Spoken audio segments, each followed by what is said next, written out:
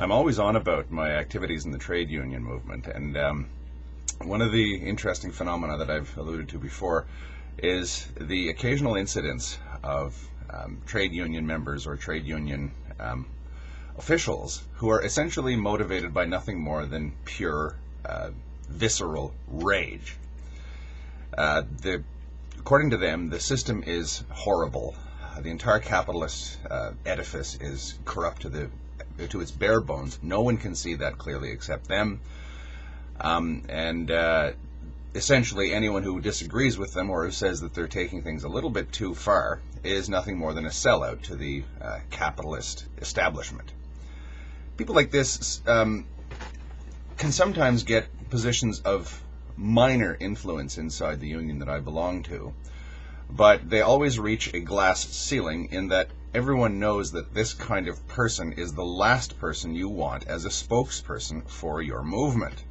You don't want somebody who is just up there denouncing everything going, speaking to the national media, because in the trade union movement you have to use public opinion as a tool to get what you want. If Joe Public turns the TV set on and sees this raving Bolshevik denouncing everything, denouncing his own leadership in his own union, denouncing essentially his own membership, denouncing the capitalist system, they'll simply say, "What a lunatic," and they'll just change the channel and say that union deserves to have the Mounties go in with the nightsticks and break all their heads. So you have to be careful how you allow these people access to the public. They never get very far because by and large the membership of most unions that I'm aware of is fairly moderate with practical aims, i.e. we want to improve our working conditions, and by the same tactics we would like to see society in general improved. But it's not the motivating factor behind most union members and union officers is not just blind rage and let's just spit vituperation against everybody else.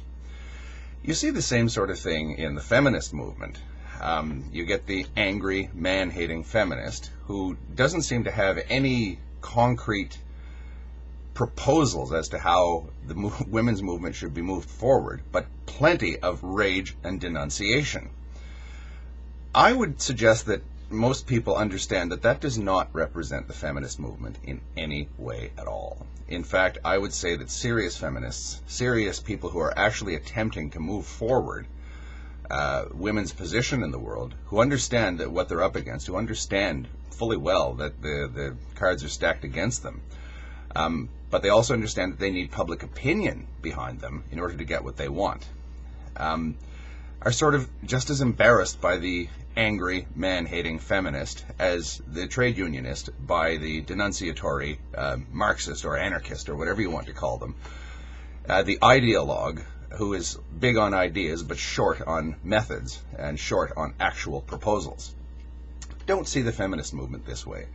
This kind of thing is an inevitable byproduct of the basic desire to improve society. Some people simply believe that society is so screwed up, and anyone who isn't completely and totally in a blind fit of furious rage against it is nothing more than a sellout, is actually part of the problem, and is even if they don't even realize it, they are completely complicit in the oppression of women. Now, they probably believe this, and you're not going to change their mind. But remember, if you're a feminist, and you're willing to put up with this kind of denunciation. Again, whenever we hear a speech by one of these raving, froth-at-the-mouth, gutter revolutionary types in the union, everyone stands up at the end of the speech, gives them some half-hearted applause, and sits down. And then the person who's chairing the meeting says, "Thank you, brother so-and-so," and you can almost hear him saying under his breath, "And now on to some more practical and less lunatic matters." People who rage against the status quo, who rage against the system, are a fact of life. We shouldn't let that turn us off trying to fix society. We shouldn't let the angry, furious feminist turn us off the feminist movement. I don't think it really does, but we should just bear in mind that that's one small voice in a gigantic movement. Feminism is a good thing, and no one should see it as just a vehicle for rage. Thank you.